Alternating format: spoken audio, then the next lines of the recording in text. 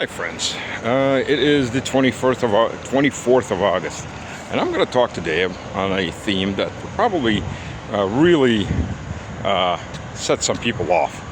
Well, too bad, because this is my views on things, and if you're welcome to agree with them, you're welcome to not agree with them. And we're going to talk about the dreaded patriarchy, and why actually patriarchy is what made society possible and makes society go around.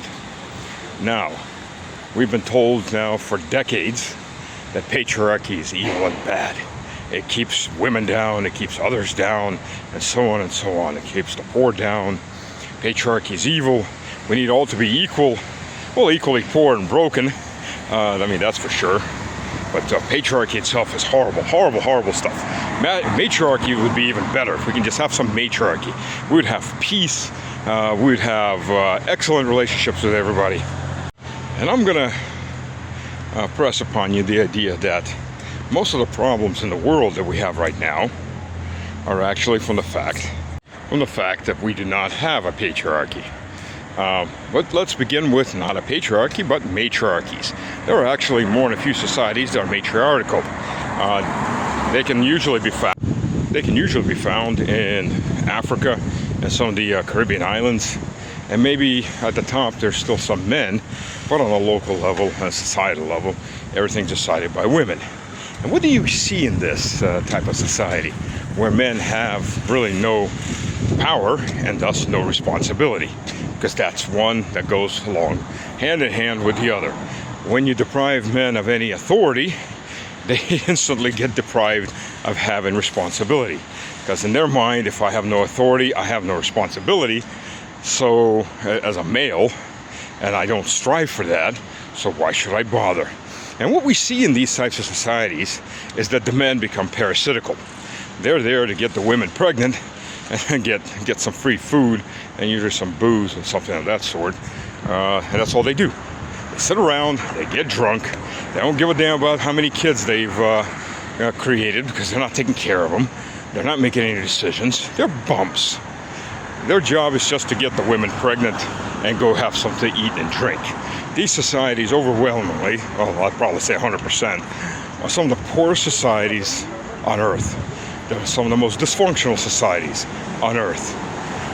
And then simply put, the key physical creators of societal progress, men, are not active in the at all. In fact, they're doing anything they can not to be active.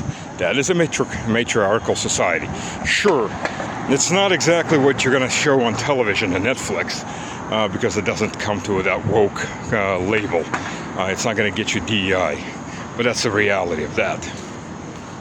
So now let's explore what removing the patriarchy from men does to society. The evil patriarchy. We'll begin with the family unit. So, when men feel a patriarchal connection to their children, what does that mean? That means those men see the future of themselves in their children. So they're going to invest in their children.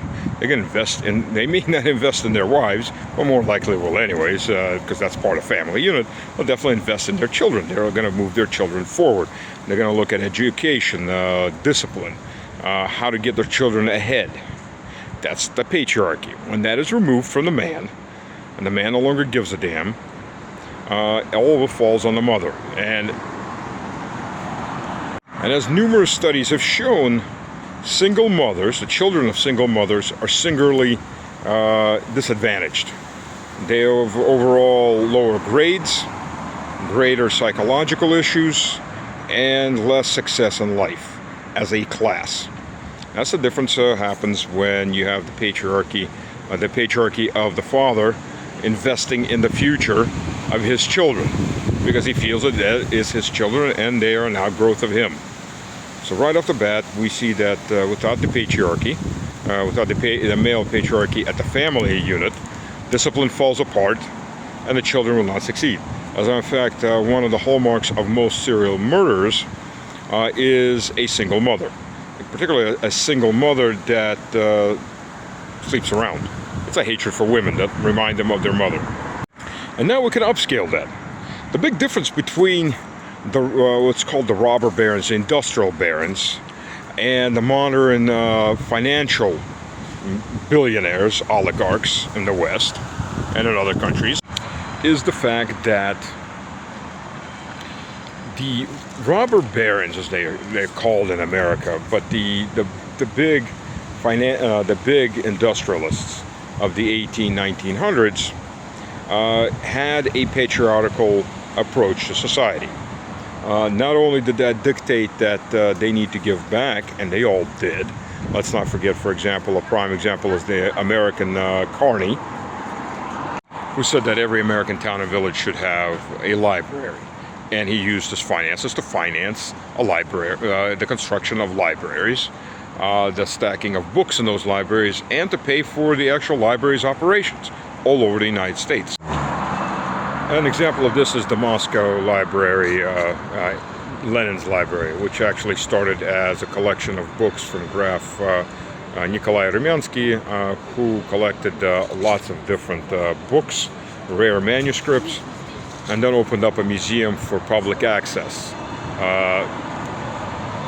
And on this collection that continued to grow was built the actual library that then only in 1924 was renamed Lenin's Library.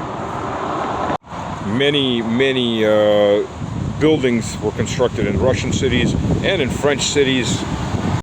In many other cities were built by very rich businessmen who were also most of the time very religious people, or religious people anyways, who knew they had to give back to society. This is something that's absolutely missing in the non-patriarch elites of today, the financial elites, who don't feel any patriarchy toward the people that work for them, nor toward the society at large. So what happens when you divorce these business tycoons from a feeling of patriarchy is they no longer feel any responsibility, neither to their workers, whom they fire nilly-willy, or the communities where they open up their companies, remove their companies without any thought to what happens to the community, move their offices around, nor of course to society and on the large, where their job is to make as much money as possible and give back, unless it's some kind of crazy progressive causes, not to give back anything at all.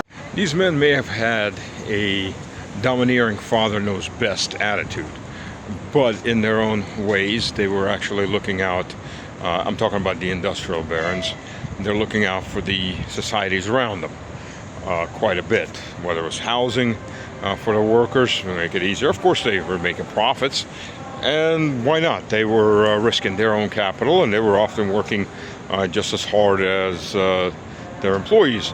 I mean, if you look at the differences in salaries between at that point between the lowest earning and the CEO, these robber barons, there was usually 40 times difference in salary.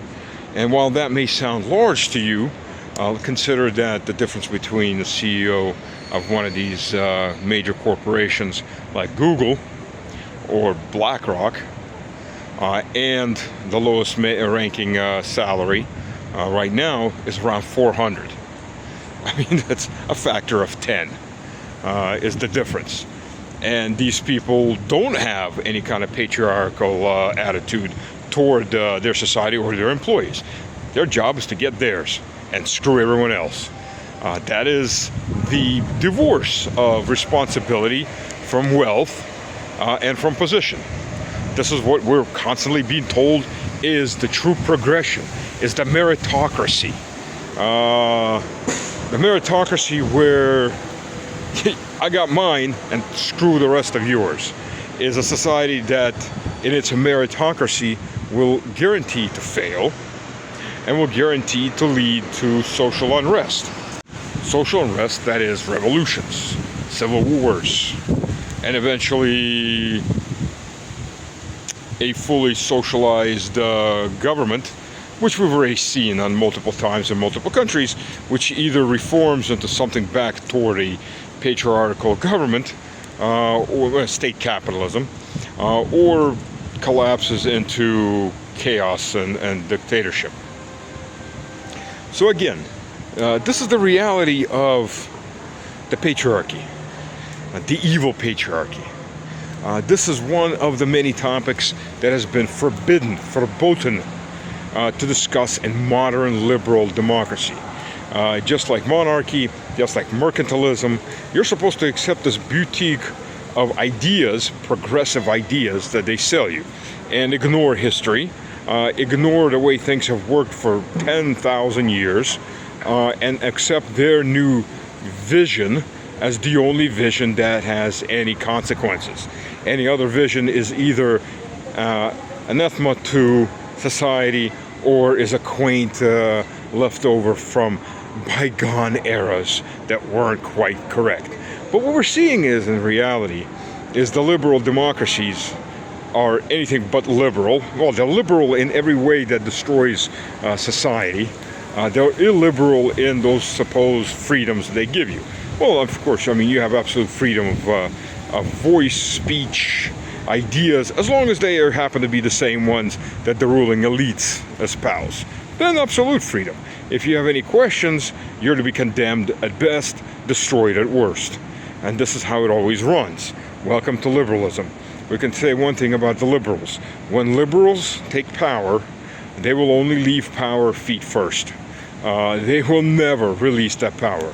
If they have to steal elections because they are the ultimate good and you're all, because you don't see the ultimate good or the ultimate evil, therefore any methods that they use to maintain their ultimate good power in their minds is a-okay at the end of the day. And you, the peasants that they have to crush because you're too ignorant and too blind to see how great these people are, well, you know, that's just life. So that's the problem with liberalism. And that's the problem with liberalism. It teaches us to abandon that which has worked and kept stability in society for thousands of years and go down the journey with them in fairy dust and unicorn horns to really what's going to lead us, of course, is ultimate destruction and collapse of civilization. So you're welcome, of course, to disagree with me. Absolutely. If you do, please cite examples of why you're disagreeing and not just... Yeah, that so many of the particularly liberal persuasion have as the only instrument of their debate. That is, you know, ad hominem attacks. So, that's my point of view, for the better or for worse. History seems to have backed it up pretty damn well, because under those patriarchies is when most of the progress was made.